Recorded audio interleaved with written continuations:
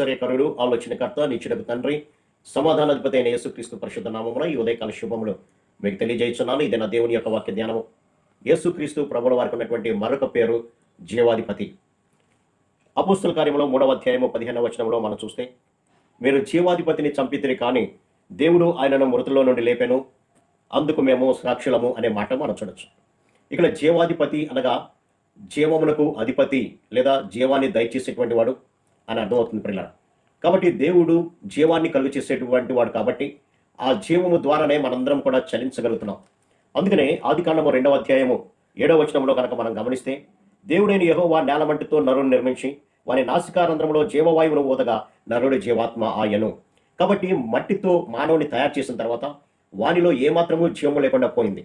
అందుకే దేవుడు తన యొక్క జీవాన్ని మానవులోనికి ఇవ్వడం ద్వారా ఆదిమ మానవుడైనటువంటి ఆదాము చలించినట్లుగా మనం గమనించుకుంటున్నాం. కాబట్టి ఆయన ద్వారానే మనం చలించగలుగుతున్నాము. ఆయన కృప చొప్పునే మనం ఇంకా సజీవ లెక్కలో ఉండి నడవగలుగుతున్నాం పిల్లరా. కానీ మానవుడు తన యొక్క శరీరాశలను, నేత్రాశలను, జీవపు డంబాన్ని నెరవేర్చుకుంటూ దేవుడిచ్చినటువంటి ఆ జీవాత్మను పోగొట్టుకునేటువంటి స్థితిలో ఉంటున్నాడు పిల్లలు. అందుకనే మీ అపరాధముల చేతను, పాపముల చేతను చచ్చినటువంటి స్థితిలో ఉండగా అని అంటాడు. కాబట్టి ఆత్మీయంగా ప్రతి మానవుడు కూడా చచ్చినటువంటి స్థితిలో ఉండి, దేవునికి దూరమైనటువంటి స్థితిలో ఉండి, నిత్యమైనటువంటి నరకానికి వెళ్ళేటువంటి స్థితిలో మానవుడు ఉన్నాడు. కారణము దేవుని యొక్క మాటకు అవిధేయులుగా ఉండటం వల్లనే. అటువంటి మానవుడు నిత్యమైనటువంటి నరకానికి వెళ్ళడం దేవునికి ఏమాత్రం ఇష్టం లేదు పిల్లల. కారణం ఏంటంటే దేవుడు తన పోలికలో తన స్వరూపంతో మానవుడిని తయారు చేశాడు. అందుకనే అటువంటి మానవునికి తిరిగి నిత్య జీవాన్ని ఇవ్వాలనేటువంటి ఆలోచనతోనే యేసుక్రీస్తు ప్రభువాలు ఈ లోకానికి వచ్చినట్లుగా మనం గమనించవచ్చు. అందుకని యోహాను సువార్త 3వ అధ్యాయం 16వ వచనం కనుక గమనిస్తే, దేవుడు లోకమును ఎంతో ప్రేమించెను కాగా ఆయన తన అద్వితీయ కుమారుని యందు విశ్వాసం ఉంచినటువంటి ప్రతి వాడు కూడా నశింపక నిత్య జీవం పొందినట్లు ఆయనను అనుగ్రహించెను. కాబట్టి తన యొక్క అపరాధాల చేత, తన యొక్క పాపస్థితి చేత, తనకున్నటువంటి శరీర సంబంధమైనటువంటి కోరికల చేత నశించిపోతున్నటువంటి ప్రతి మానవునికి తిరిగి జీవాన్ని ఇవ్వాలని, ఆ జీవము ద్వారా అతడు మరణం నుంచి తప్పించబడి తనతో నిత్యమైనటువంటి రాజ్యంలో ఉండాలనేటువంటి ఆలోచనతోనే ఏకైక కుమారుడైనటువంటి యేసుక్రీస్తుని ఈ లోకానికి పంపించాడు ప్రయాణం. ఎందుట్లో ఆయన యొక్క ప్రేమ దాగి ఉన్నది.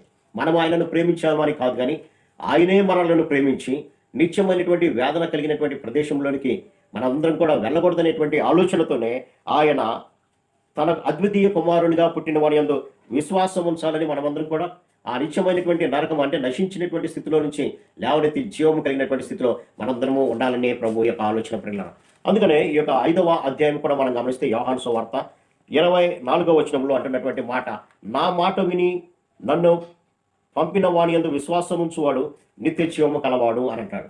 కాబట్టి యేసుక్రీస్తు ఈ లోకంలోనికి మానవ అవతారిగా వచ్చి తను శరీరమందు శ్రమపడి తన అమూల్యమైనటువంటి రక్తాన్ని చిందించడం ద్వారా ఏదైతే పాపము దేవుడి నుంచి మనల్ని ఎడబాటు కలిగేసి నిత్య జీవము లేకుండా చేసిందో, తిరిగి ఆ నిత్య జీవాన్ని ఇవ్వడానికి, తిరిగి ఆ దేవుడితో సహవాసం చేయడానికి ఆయన ఈ లోకానికి వచ్చాడు. కాబట్టి ఆయనను ఎవరైతే విశ్వసిస్తారో వారందరూ కూడా నిత్య జీవము కలగలిగినటువంటి వారుగా ఉండాలని, తద్వారా దేవుని యొక్క 2వ రాకడలో ఆ తీర్పు నుంచి మనము మరణములో నుంచి జీవములోనికి దాటాలనేటువంటి ఆలోచనతోనే యేసుక్రీస్తు ప్రభు వారు ఈ లోకానికి వచ్చాడు పిల్లలు. అందుకని ఇక్కడ మాట్లాడుతూ, నా మాట విని నన్ను పంపిన వాని యందు విశ్వాసం ఉంచువాడు నిత్య జీవము గలవాడు, వాడు తీర్పులోనికి రాక మరణములో నుండి జీవములోనికి దాటి ఉన్నాడని మీతో చెప్పుచున్నాను అని అంటాడు ప్రభు. కాబట్టి మరణము అనేది విశ్వాసం మీద అధికారం చలాయించదు పిల్లల. ఎవరైతే ఆయన మాట వినకుండా ఆయన ఇచ్చినటువంటి రక్షణను తృణీకరిస్తారో వారే మరణంలోనికి వెళ్తారు. కానీ మరి మన పాపముల నిమిత్తము ఆయన కల్వరి శిలువలో తన రక్తాన్ని కార్చాడని, ఆ రక్తం ద్వారా మన ప్రతి పాపము కూడా తీసివేయబడుతుందని విశ్వసిస్తారో వారు నిత్య జీవము కలిగినటువంటి వారుగా, వారికి మరణము అనేది ఏమాత్రం కూడా హాని చేయనిదిగా ఉంటుందని ప్రభు సెలవిస్తున్నారు. అందుకనే ఈ యొక్క యోహాను మొదటి పత్రిక 5వ అధ్యాయము 12వ వచనాన్ని కూడా మనం గమనిస్తే, దేవుని కుమారుని అంగీకరించేవాడు జీవము గలవాడు, దేవుని కుమారుని అంగీకరింపనివాడు జీవము లేనివాడే అని అంటాడు. కాబట్టి మనం జీవాన్ని అనగా శాశ్వతమైనటువంటి జీవము అనగా మరణము లేనటువంటి శాశ్వతమైనటువంటి జీవము కలగాలంటే మనము దేవుని కుమారుడిగా వచ్చినటువంటి యేసుక్రీస్తుని సొంత రక్షకుడిగా అంగీకరించాలి. ఈనాడు చాలామంది ఆయనను రక్షకుడిగా అంగీకరించడానికి ఆయన మీద నమ్మకం ఉంచట్లేదు పిల్లలు. రకరకాల కారణాలు చూపిస్తూ ఆయనను రక్షకుడిగా అంగీకరించలేదు పిల్లల. కానీ వాక్యం శ్రమిస్తుంది, కుమారుని అంగీకరించువాడే జీవము కలవాడు, కుమారుని అంగీకరింపనటువంటి వాడు జీవము లేనివాడు. జీవము లేనివాడు అంటే మరణించినటువంటి స్థితి. ఆ మరణమే నిత్యమైనటువంటి నరకం.